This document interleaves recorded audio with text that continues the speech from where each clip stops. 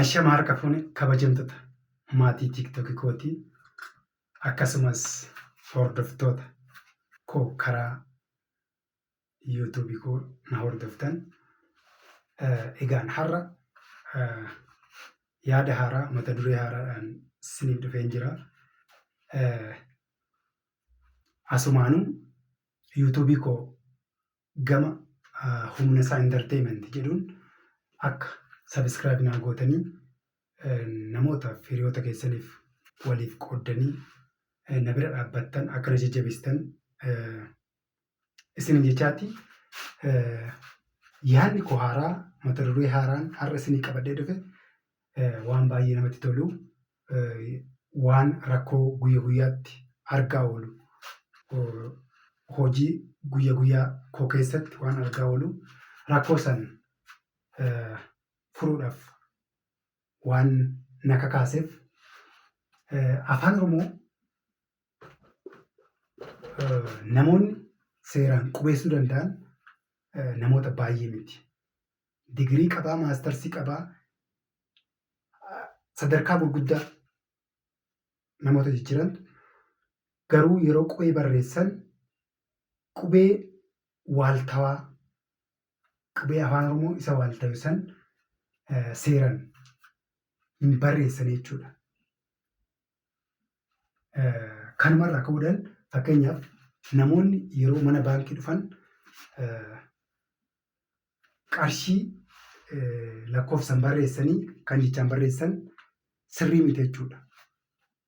Kun immoo afaan Oromootiifis waan namoota afaan Oromoo baratanii garuu afaan Oromoo qubeessuu hin dandeenyeef anas akka saba Oromoo tokkootti, ilma Oromoo tokkootti natti dhaga'amaa yookiin waan nama qaanessu jechuudha. Kanaaf immoo walirraa barachuu qabna, wal barsiisuu qabna. Fakkeenyaaf lakkoofsa irraa gaafa jalqabnu kun duwwaa yookiin zeeroodha. Duwwaa yookiin zeeroo, tokko, tokko yeroo akkanatti barreessitu jechuudha. Lama, jiraan sadi,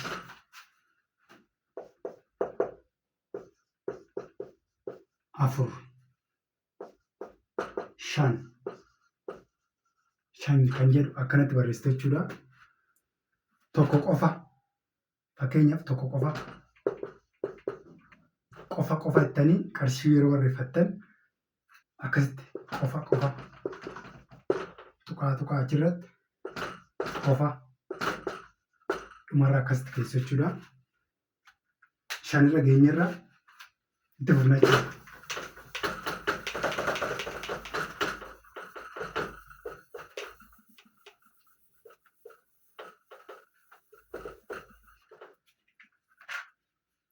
Shanirra geenye jirra.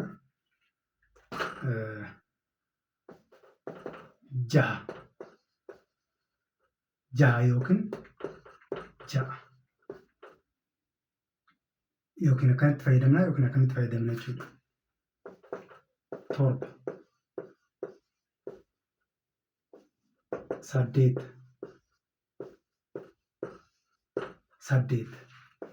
sagal,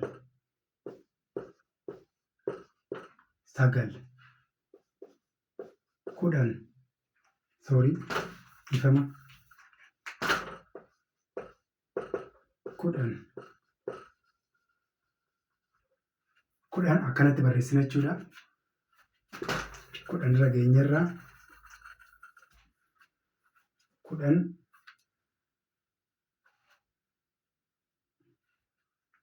bifa kanaan barreessina jechuudha.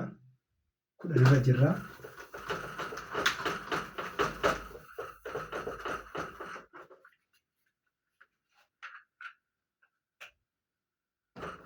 Kudhanirraan kudha tokko, kudha tokko, qofa jechuu dandeessu. Kun waan dirqama qabu miti jechuudha. Dirqamaa miti qofa. Fakkeenyaaf only ብቻ አንድ ሺህ ብቻ 1000 only waan jedhamu sana jechuudha. Qofa akkasitti dabaluu dandeessu garuu dirqama miti. Asirraan immoo qarshii fuulduraan qarshii gochuu dandeessu. Asir kana booda 12 immoo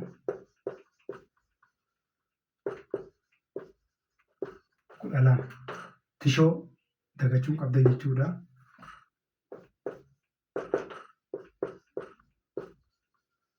Kudha sadi afur kudha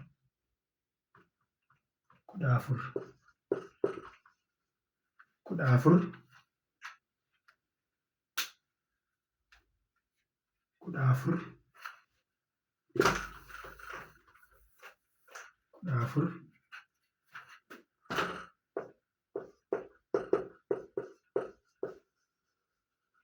kudha shan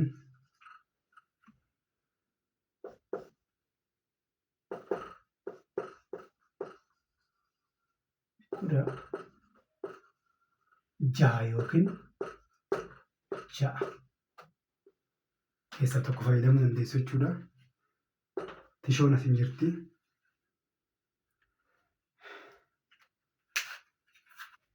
Itti fufnaa 16 geenyerraa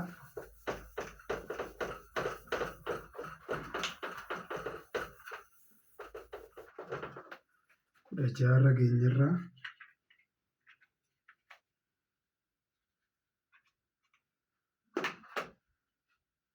16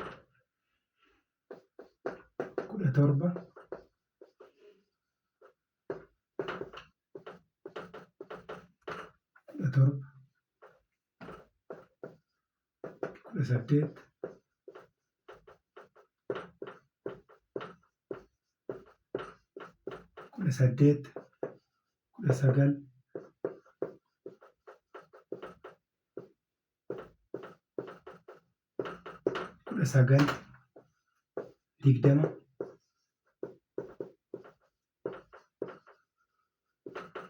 19 20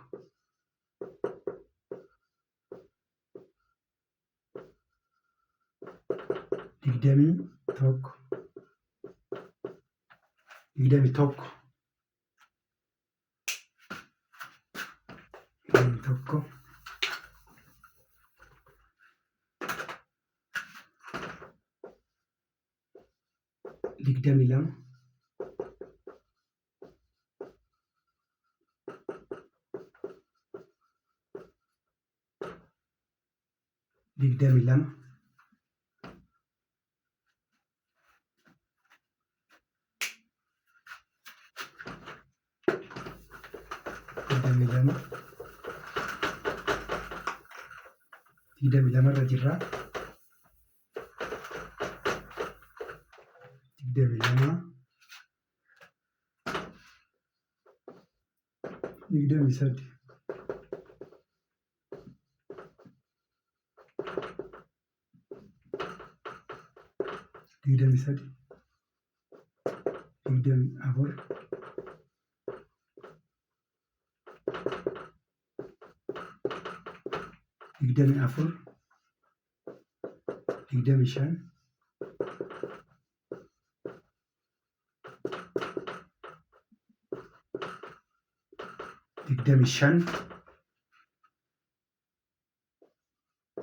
24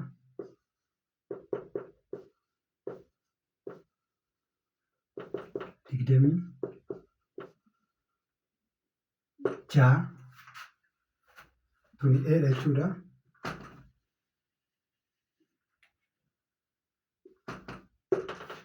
26